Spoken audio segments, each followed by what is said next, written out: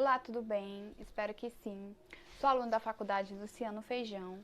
Eu e a minha equipe fazemos parte do projeto de Fórum de Desenvolvimento Social 2021.1, o qual é ministrado pelo nosso professor Alex Osterno Prado. Estamos aqui para apresentar uma intervenção social, onde a intenção é colaborar com a sociedade. O nosso tema é habeas corpus, o que são e para que servem.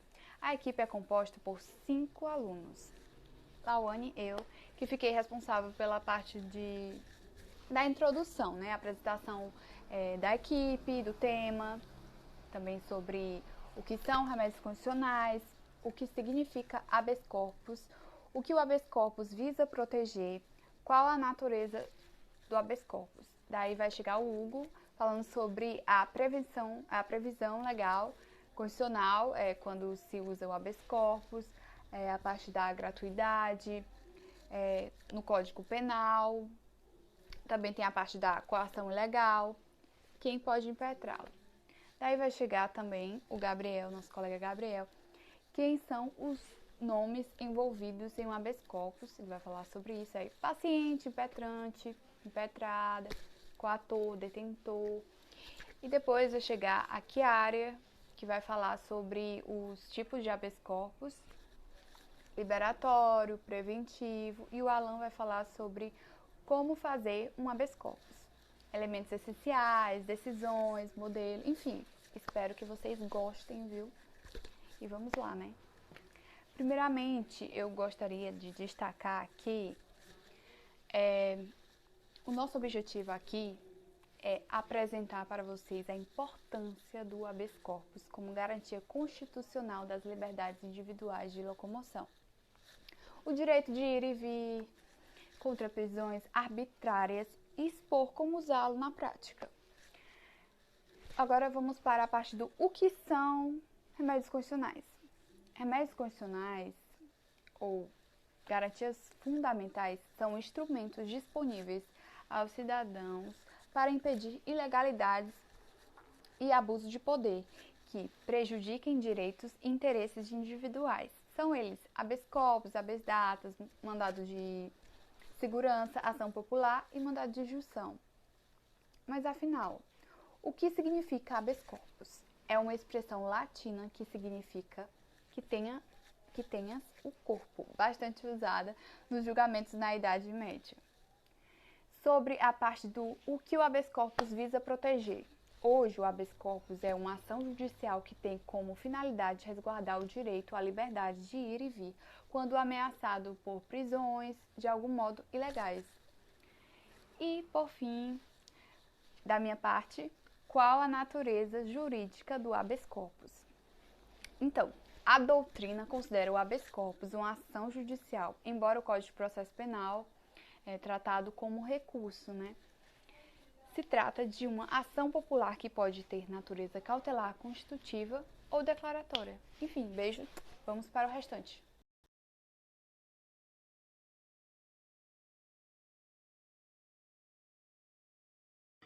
O habeas corpus está previsto em todas as constituições federais desde 1891, tendo sido suspenso apenas no período de vigência do AI-5, editado na ditadura militar. E na atual Constituição Federal, o habeas corpus está previsto no artigo 5º, inciso 68, que diz o seguinte: conceder-se-á habeas corpus sempre que alguém sofrer ou se achar ameaçado de sofrer violência ou coação em sua liberdade de locomoção, por ilegalidade ou abuso de poder. E também no artigo 5º da Constituição, inciso 67, diz o seguinte: são gratuitas as ações de habeas corpus e habeas data, e, na forma da lei, os atos necessários ao exercício da cidadania. O habeas corpus, ele também está previsto no Código de Processo Penal, no seu artigo 647, que diz que dar-se-á habeas corpus sempre que alguém sofrer ou se achar na iminência de sofrer violência ou coação ilegal na sua liberdade de ir e vir, salvo nos casos de punição disciplinar. E o artigo 648 do Código de Processo Penal diz os casos de coação ilegal, que são os seguintes: quando não houver justa causa, que é a justa causa no processo criminal é o conjunto probatório mínimo para que alguém seja processado. Também será coação ilegal quando alguém estiver preso por mais tempo do que determina a lei. Por exemplo, a prisão temporária, ela tem um prazo. Ultrapassado esse prazo, a pessoa deve ser solta, se por outro motivo ela não precisar continuar presa. Se o prazo já se esgotou e ela não precisa mais continuar presa, e mesmo assim não foi solta, nesse caso aí cabe habeas corpus.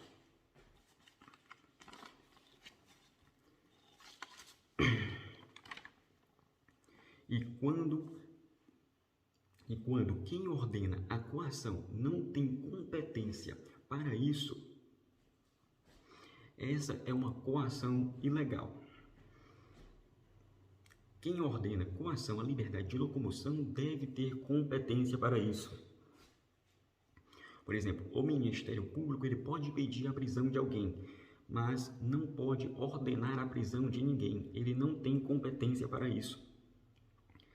E também é coação ilegal quando houver cessado o motivo que autorizou a coação. A pessoa está presa, por exemplo, a pessoa está presa por determinado motivo. Só que esse motivo não existe mais. A pessoa tem que ser solta. Se ela continuar presa, cabe habeas corpus. E também é coação ilegal quando não for alguém admitido a prestar fiança nos casos em que a lei a autoriza.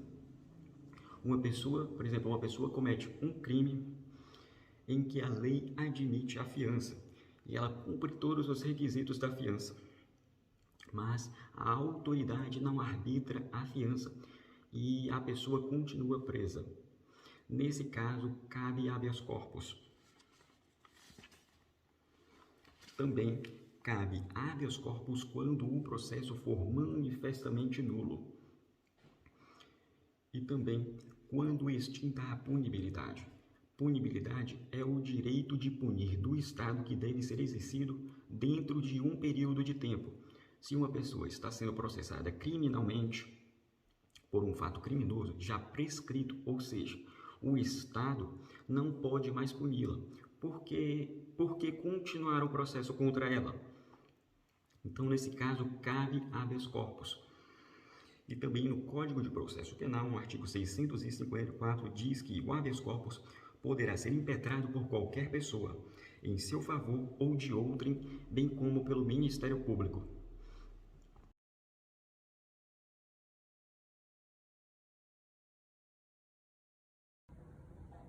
Pronto.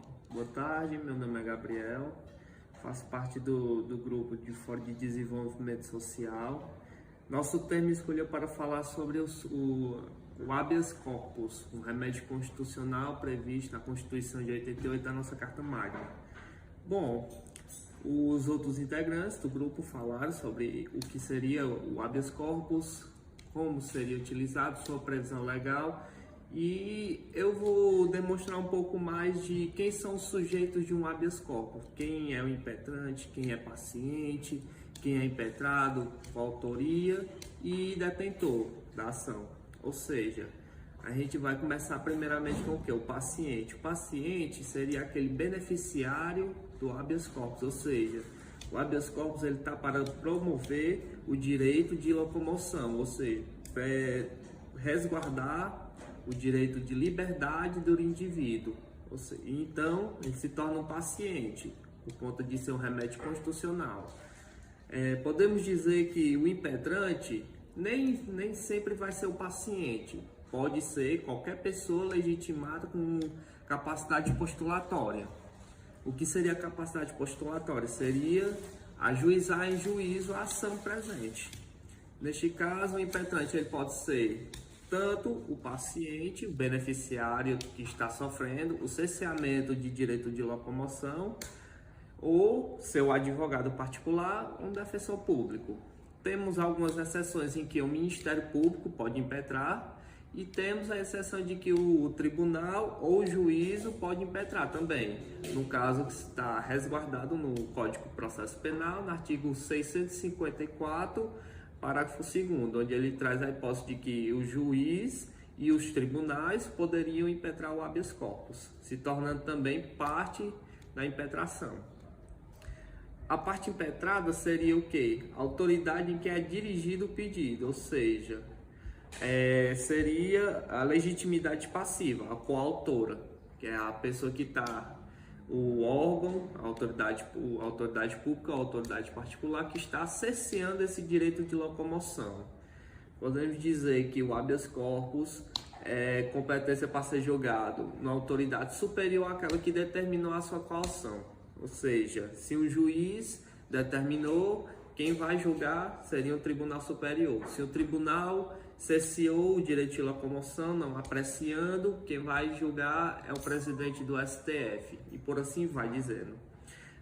Coautoria, como já explicamos, seria aquela autoridade que está cerceando, exercendo o direito de constrangimento do paciente, ou seja, ameaçando ou exercendo diretamente o direito à cerceação de liberdade de locomoção desse indivíduo.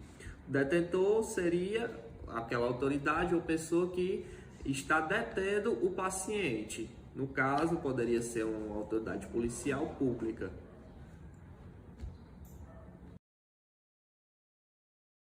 Olá, gente. Eu me chamo Kiara e agora eu vou falar para vocês quais os tipos de habeas corpus previstos em nosso ordenamento jurídico.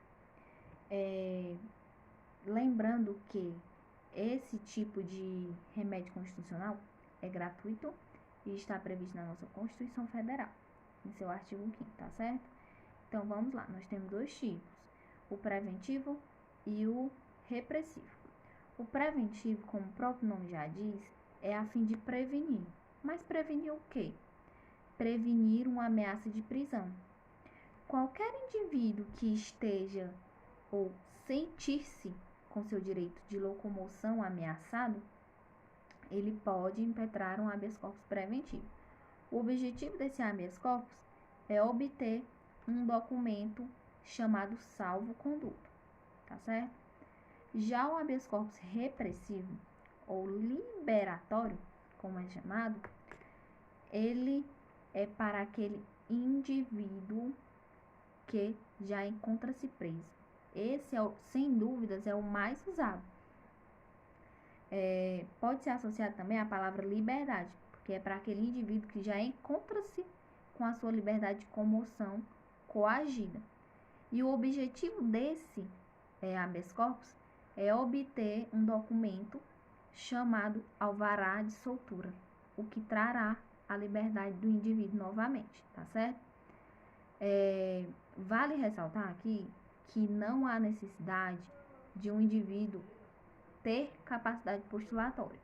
Mas o que é capacidade postulatória? Não há necessidade de um indivíduo ser advogado, de um indivíduo contratar advogado. Você mesmo, em seu nome, pode fazer o habeas corpus, como em nome de outrem que esteja tendo seus direitos lesados, tá certo? A lei não exige formalidade, a não ser as do artigo 654 do Código de Processo Penal, tá certo?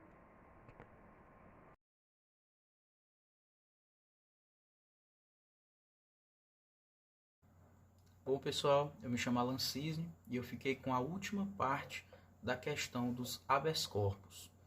Bom, se você chegou até aqui, então você já sabe o que é um habeas corpus, quais são as previsões legais para ele na Constituição e nos códigos penalistas, e você já sabe quem é que está envolvido, quem são as partes e quem pode fazer um habeas corpus. Agora você vai aprender a parte mais fácil. Como fazer um habeas corpus? Bom, os elementos essenciais, eles se encontram no Código de Processo Penal, artigo 654, parágrafo 1º, a linha ABC. Portanto, só são 3 elementos essenciais. E a gente vai ver aqui que são bem simples.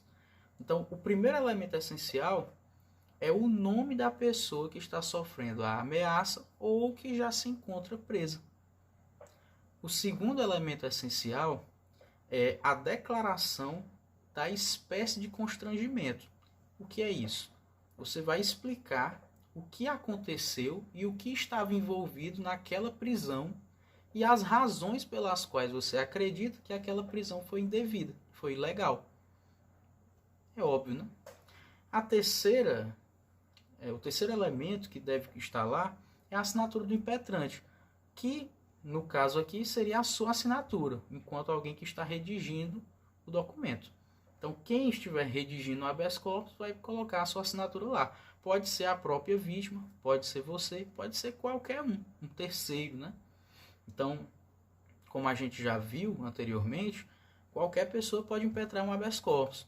Ou seja, um advogado pode impetrar, um estudante de direito pode impetrar, um estagiário, um bacharel, como também pessoas que não são do direito, né? Então, um engenheiro, um pedreiro, um pescador, qualquer um pode impetrar um habeas corpus. Este que estiver impetrando, que estiver redigindo, é o que vai assinar. Bom, muito simples, muito fácil. Mais à frente eu vou mostrar um modelinho que você pode tirar um print e usá-lo se necessário, né? E aqui está um modelo de habeas corpus. Vocês podem tirar um printzinho e ele vai ser muito útil. É só você preencher as partes que estão em caixa alta. Ó. Nome do impetrante, nacionalidade, estado civil, RG, CPF, cidade, o tribunal para qual você vai enviar. Depois, mais na frente, você vai expor os fatos. E lá no finalzinho, termina de preencher também. E pronto, está pronto o seu habeas corpus. Bom, pessoal, obrigado. Espero que vocês tenham gostado e entendido. E a gente se vê aí.